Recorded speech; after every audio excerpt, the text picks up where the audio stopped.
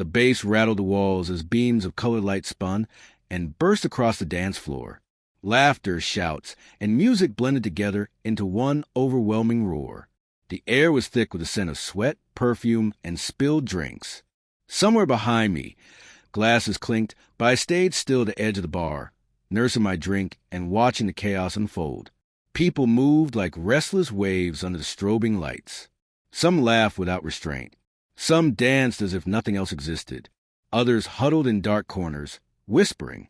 My eyes drifted across the room, not really focusing on anything, until they landed on her. Emma, my wife. Relief washed over me at first, just seeing her in the crowd, as though the noise and strangers would fade the moment our eyes met. But she didn't smile. She didn't motion me over.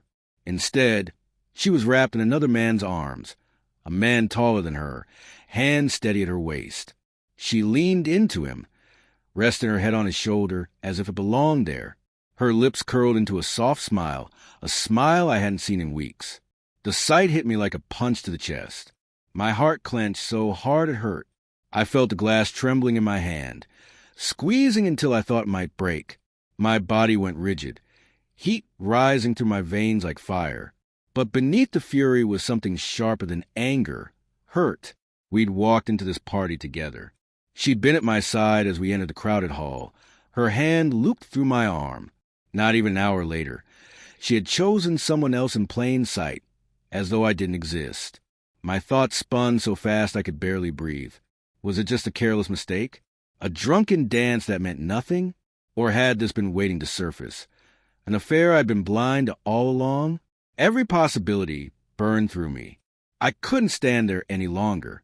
If I stayed, my anger would boil over, and the last thing I wanted was to give her, or anyone else, the satisfaction of seeing me beg or break. I set my drink down, the faint clink lost in the pulse of the music, and turned toward the exit. Each step fell heavy, as though I were dragging the weight of my marriage behind me. The party's noise trailed me until I pushed open the door, and then silence. Outside, the night was a stark contrast. Quiet, cold, the air sharp against my face. The street was nearly empty, streetlights casting long shadows across the pavement. My breath fogged in the chill as I walked toward my car, trying to calm the storm inside. With every step, memories came flooding back. Nights spent holding hands under the covers, whispered promises when no one else could hear, dreams of a future we once painted so vividly. I thought of her laughter, the kind that left her wiping tears from her eyes, the way she used to lean on me for everything. Where had it gone? Had I missed the signs?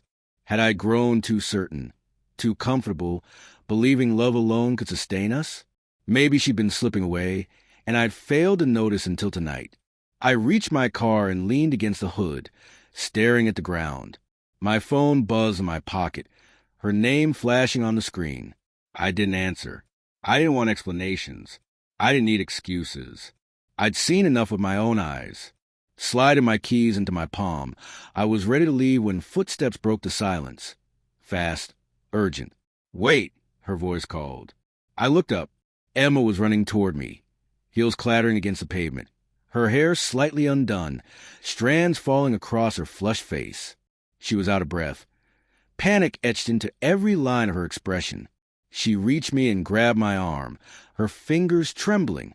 "Please don't go," she whispered, her voice breaking. "It's not what you think." I clenched my jaw, keeping my face hard. The image of her in his arms was burned into me. No words could erase it.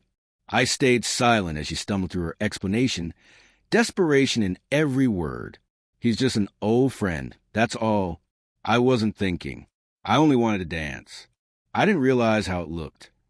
Her hands clung to mine as though her life depended on it, eyes glistening under the streetlight. "I looked for you the second I noticed you were gone. I didn't want you to think." Her voice cracked, tears spilling over. "Please don't let this ruin us." I turned fully toward her, my chest rising and falling with sharp breaths. My voice came low, edged with steel. "You humiliated me, Emma. Do you know what it felt like, standing there while everyone watched my wife in another man's arms?" Her tears streamed freely now. She shook her head, voice trembling. "I'm sorry. I was careless. but it was nothing more than a dance. I swear it. You're the only one I love. Please believe me. Please don't walk away. Her words cut through the walls I'd built over the past hour. I searched her face for deception, for any trace of a lie. But what I saw wasn't arrogance or indifference. It was fear. Fear of losing me. The anger didn't disappear, but it shifted into disappointment, into sadness. And beneath it all, love still clung stubbornly, no matter how much I wanted it gone. I didn't answer. I didn't forgive her. But I didn't pull my hand away either. For now, that was enough for her. We didn't go back to the party. Instead, we drove home in silence. Her hand rested on mine the entire ride, her grip tight, as if letting go meant I'd disappear forever. Neither of us spoke, the air between us heavy with unspoken pain. When we reached the house, I sat in the car for a long moment before finally stepping inside with her. I didn't know what tomorrow would bring. I didn't know if trust could be rebuilt or if the cracks ran too deep. But one thing was clear. Sometimes betrayal doesn't end a marriage in one moment. Sometimes it forces you to face everything you've been avoiding, to see the fractures hidden beneath the surface. Whether we survived or fell apart was something only time could decide. But I knew one thing for sure. She would carry the memory of that night forever. The night she almost lost me.